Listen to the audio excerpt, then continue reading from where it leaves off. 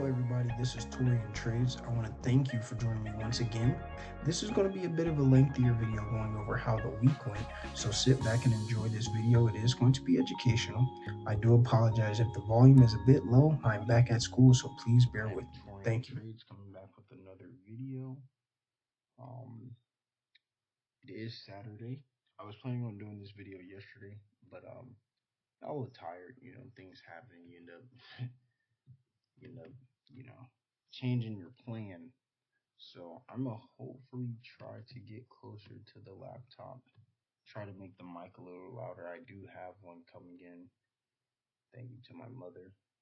So I'll be talking a little louder so y'all can hear me. Hopefully, a little better.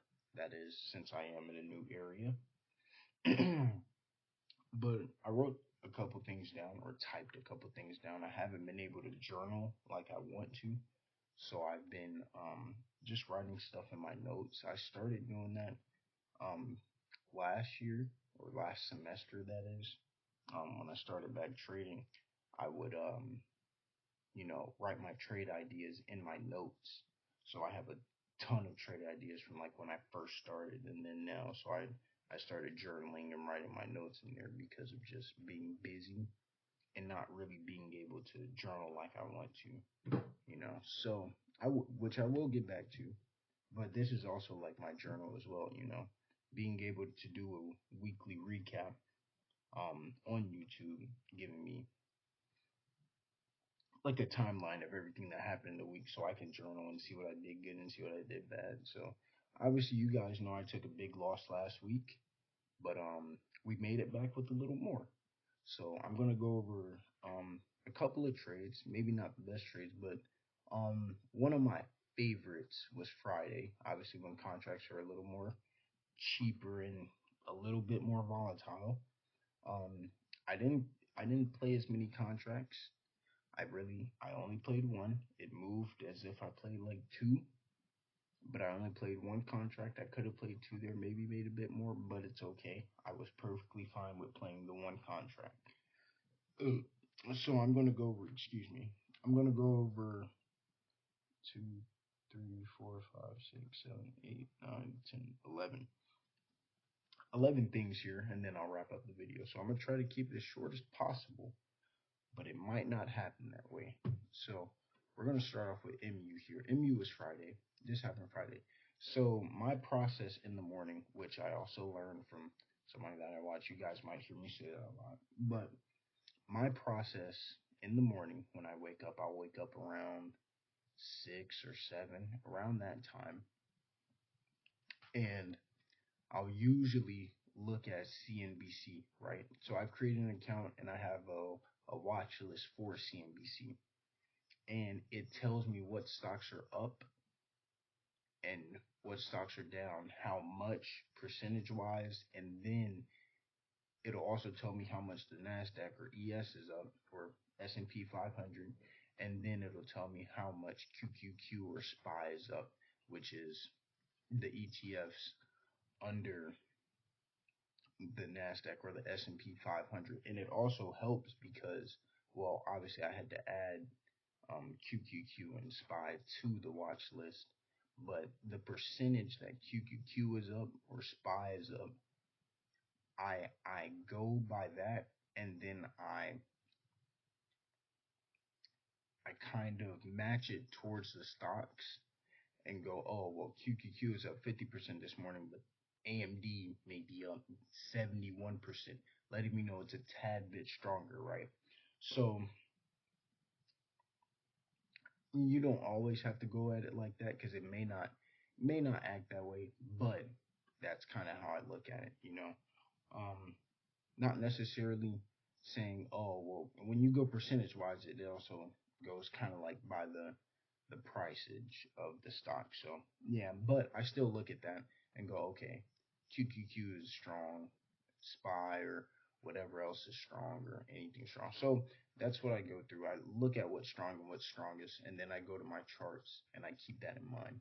So MU was super strong. MU was up like $15 or $16, right? You can see it from here, 336 all the way to a high of 360 basically. 360 basically. It was like 359.90, 360 basically. So what is that? 356, 360. So it was up a lot, but pre-market wise, it was up $14. 15 to $17, I think was the range, and then obviously we got the pullback. So as you can see, my trade idea was going to be the new high break, right? It's up $14. It's insanely strong. I'm going to look for a new high break, right? Especially with it being all-time highs. You don't know what levels you're going to hit here Friday, especially after TSM earnings. All chip stocks were up, right? Like as you can see, TSM had earnings Thursday after close, I believe. So, and I'll actually go to TSM's chart. Yeah, they had earnings. Oh well, Thursday before open, or no, Wednesday after close, Thursday before open, basically. So, and TSM ended up pushing pretty well, but all chip stocks were pushing crazy.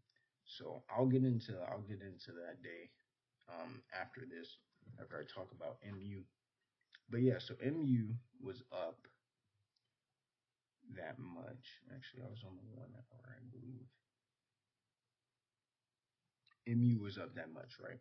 So I looked to play the new high break. On my chart, obviously it showed me downward trend and some levels. So we had this level here. So I chose, obviously I marked this as the new high break, which it broke on the second candle. But then I also marked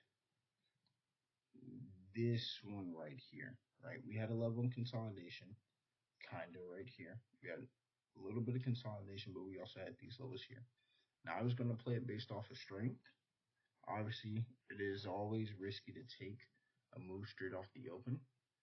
But if I look at QQQ off the open Friday, this is QQQ off the open Friday. QQQ open red. All right. So with QQQ or NQ, if you go to NQ Friday as well, it opened red. First candle was red, I believe. That's what I was watching. I was watching NQ. So yeah. Same thing. First candle was red, 6:30. Well, 9:30. Sorry, I don't know why my time's like that down here. But 9:30, first candle opened red and then pushed green, right? Like at like the last 10 seconds, 10, 12 seconds. But it opened red. MU didn't start moving immediately. It did take a second, and I had alerts set here. I had alerts set here and here. My entry was going to be a little earlier, and I wanted an early entry because look at how much MU can move on a Wednesday. I wanted to catch the contracts at a low just in case I wanted to buy enough or a lot. But I also wanted to catch the contracts at a point where I could get an early entry to where I wouldn't take on so much risk, right? Especially with a play off the open. But with seeing that MU was pushing against the market and with how strong it was, I was going to have to take the trade. Now, obviously, I could have waited until we got a little closer to the high break, but it still worked out well. If I did, obviously, that's still a $2 move on MU. Probably contracts would still probably move like a great bit. They did after this. They moved crazy. But I caught this whole move, right? So I ended up making a little over 250 on one contract. So if I played 3 or 4 contracts, I'm pretty close to a grand, right? And now, is that to say that I was going to do that? No. I played one contract because the week previous, I had been struggling, right? As you guys know, I took a big loss.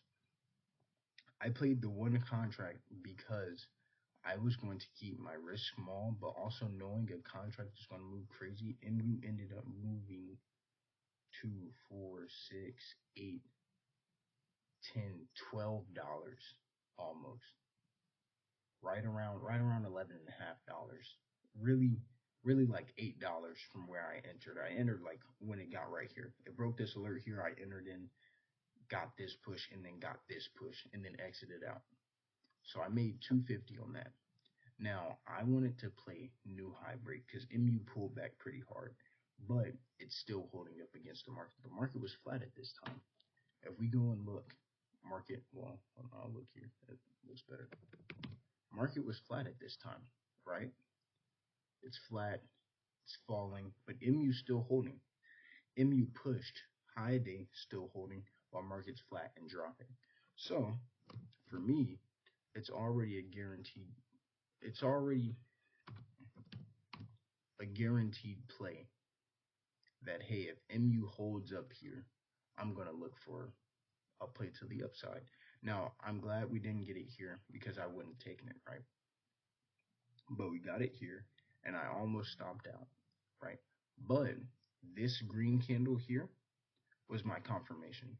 So I'll say this why, and it's risky, but when it engulfed this red candle with more volume than that previous candle, obviously not a crazy bit, but it's more volume than these last two red candles, right? These last two red candles, and look at this green candle, little bit of volume, same amount of volume almost, a little bit over. These two red candles had 240,000 and 276,000. Also including buyers because they were going back and forth. This candle ended up with 310,000 or well, hold on, actually 400,000. It says 400, yeah, about 400,000 in volume. I knew this was going to be the candle to get in, right? So I entered. Let's go to my fills here. That's 636. This is the what 15th, 16th. If we go to the 16th, MU, obviously you can see I bought the contract for 343 and sold for almost $6. Great play. I bought two more contracts for that push I was gonna play, and 37. Oh, so I got it. Did I get it on that second candle? 36, 37. I got it on the second. I got it on the push up. I hope. I remember getting on the push up. 740. So I guess you know what? It took a second. So this candle pushed up. I think this one flipped red for a tiny second. I think it actually pushed up because this one had more volume. This one almost had 500,000 in volume. So these two candles let me know it was going to be a push towards the highest. No matter if we rejected or pushed, I was still going to be green in this trade to about right here, no matter what. So I entered around right here. I was green. I was up maybe 120 at the max. But then we got the push, we got the break. I said, okay, I didn't get the sell because I was going to try to sell a limit and stretch the contracts a little bit. But we pulled back. So I would rather take profit here and not risk any profits, but also take the profits because I entered around here. This candle didn't push up here until maybe 15 seconds until after, right? So I was buying contracts as it was pushing up. So I bought one here and then bought one here, waiting, anticipating the break to sell both at the top.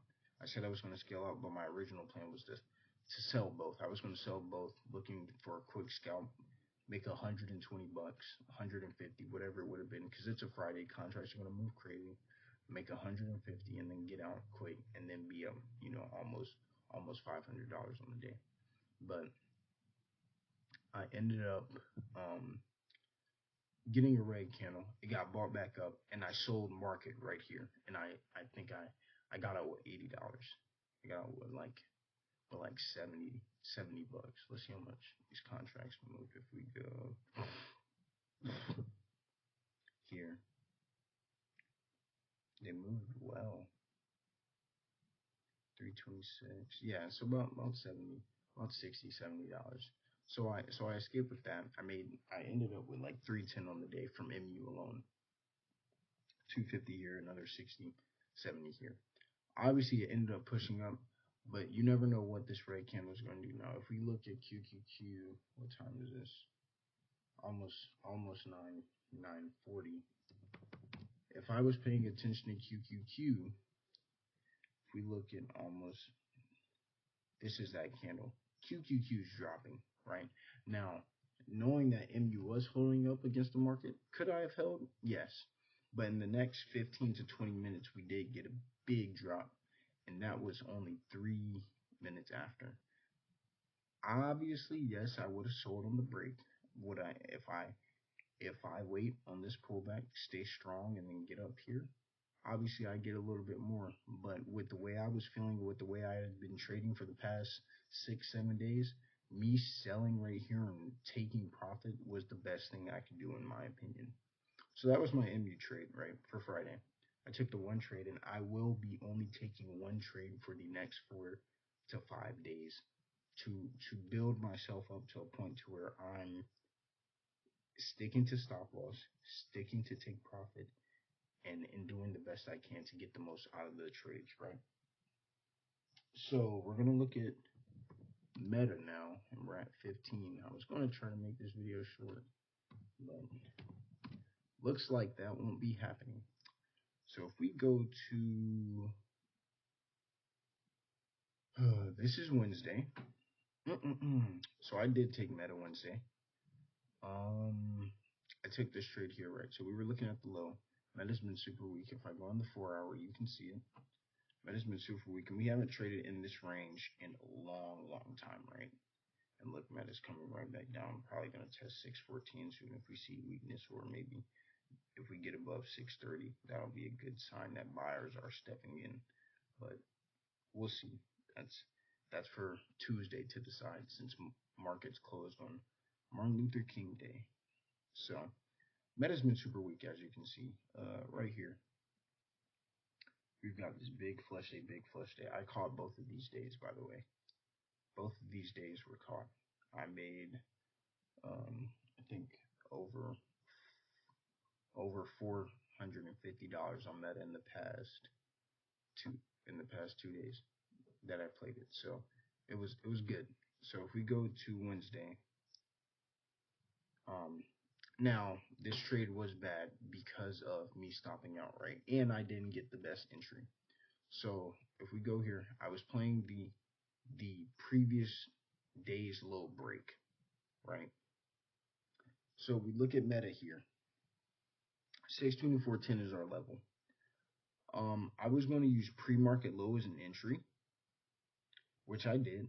I think I got in a little late, but I used pre-market low as an entry. I think I got in around right here. If I go to Meta, I think I got it. Where is Meta? Right here. See, are these the puts? No, this was also Friday. I took a trade on Meta.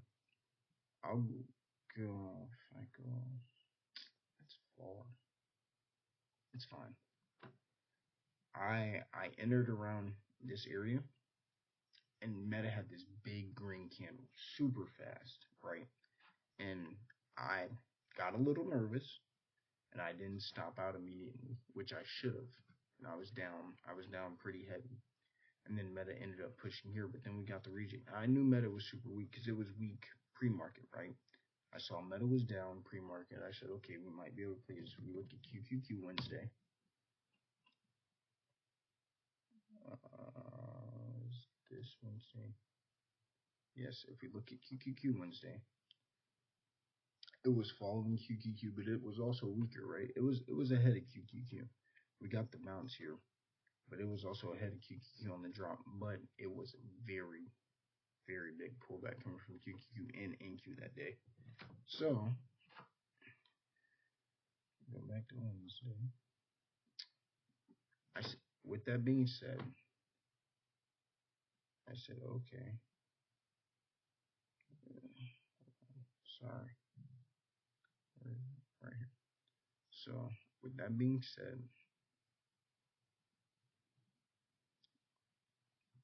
we got the pullback, came back down, right? Obviously, I'm going to be very open with you guys. I should have stopped out. It was a very quick candle. It got up there very quick. And, stopping out and taking the loss there would have been, it would have been what it was. Obviously, it would have hurt, but it would have been the safest thing to do. But I did hold because I was like, Meta has been weak. So we got down here, and obviously we came back down here. So I was up because I got an early entry. So I was up around here. then we came down. And I'm not sure if I think I held for a while. I'm pretty sure I held for a while, I want to say. And the only reason was because meta was so weak and I was looking for more, right? I think on the 4 hour, if you look at 618, I think I was looking for, no, no, yeah.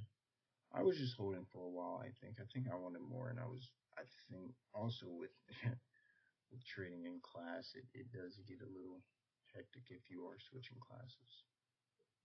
So, I wanted more. I was still green here. I think I was green here. I was only down like 20 bucks if anything. I was green here. We got the move down. I think I sold peak, I want to believe. Or I might have sold here, honestly. But I made over $200 that day, I believe. A little over. And then let's go to this day right here. Meta paying the bills. Paying the bills. I got in Meta, I think right here. I need to get, man, that was a good day. And I caught this whole, I think, you know what? And it might have even been, I might be wrong. I might have gone in here and got in, I think I got out all the way down here. I think that's what happened. Because I was in this choppiness and I was still green. I was in all this chop. And I was like, I don't necessarily know how I feel about this right now. But when Meta broke and then broke all the way down, I set a trail stop here, and it stopped me out. I think around like right here, because it continued. It stopped me out like right here, and I was up crazy. So those were my trades on Meta downside. Just looking at the weakness, right? Just looking at how weak Meta was and then levels. Like I'm playing the low of pre-market and consolidation because of 636, right? 636 is a level. If we look on the big time frame, we have this bounce off of 636, a little lower. So I played that level, and with how weak it was, pre-market being there, 636 being there, that was my target. And then whatever else it gave me after was just extra money in the pocket, right?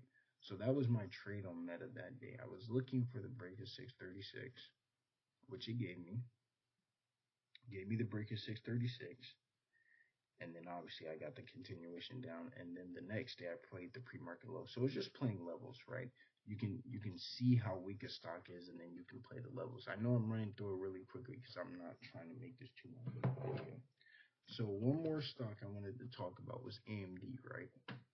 So AMD was super strong because of TSM earnings. All the chip stocks were pushing up because of earnings and how well TSM did, showing everybody that, hey, chips are still in effect.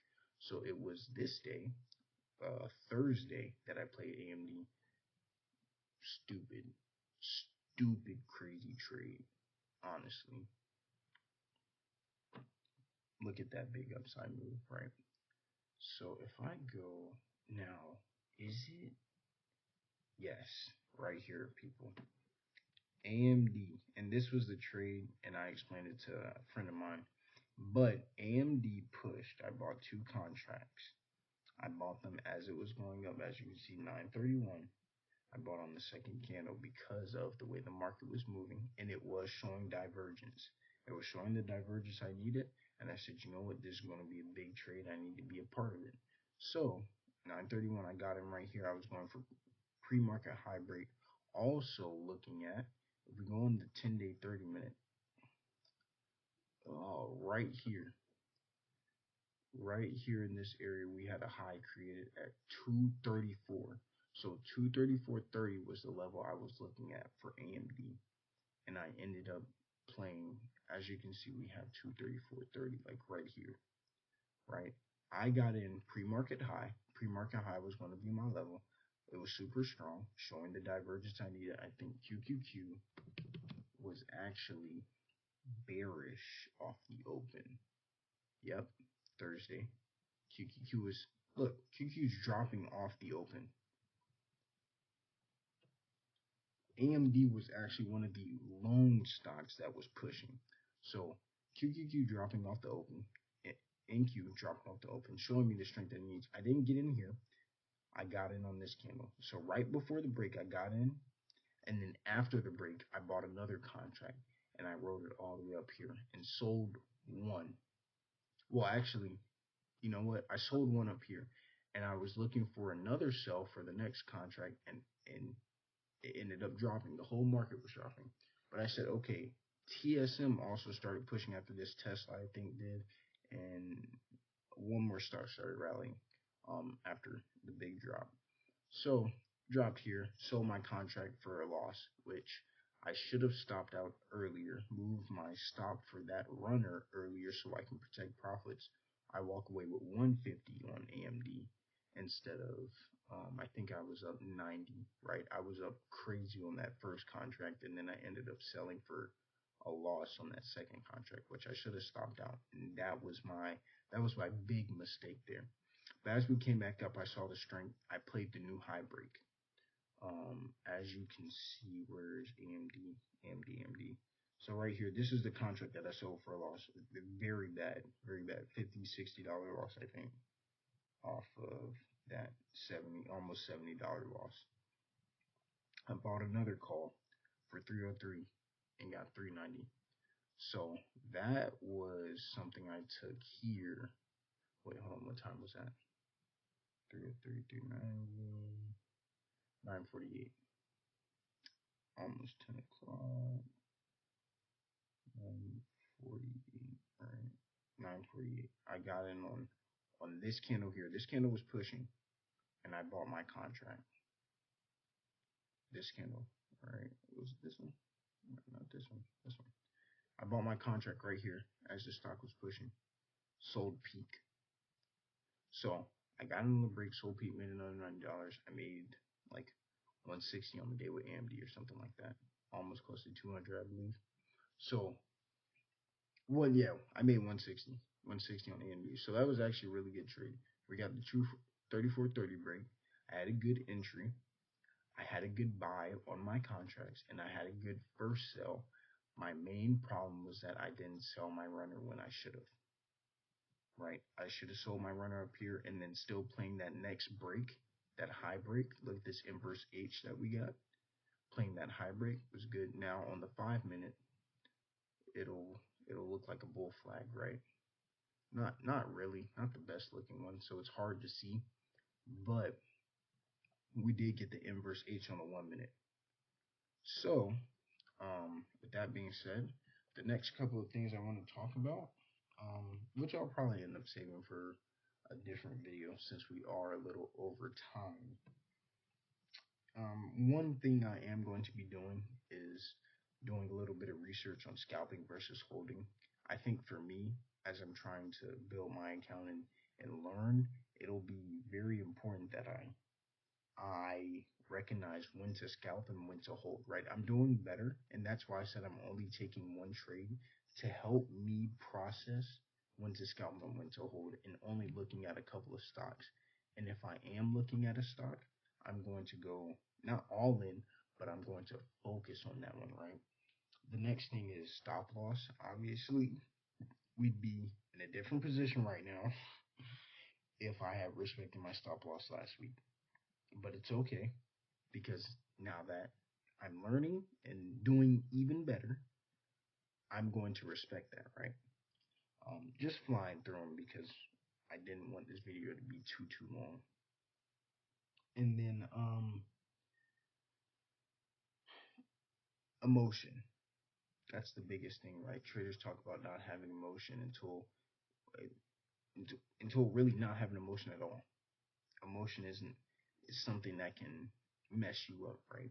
It can do damage, and obviously emotion did damage to me last week. So now I have to control my emotions. That's my biggest thing. I hope I didn't fly through this too fast. I hope you could take something out of it. I will be going over setups that I like taking a lot. And then I will be talking about levels and stuff soon. So keep your eyes peeled for that.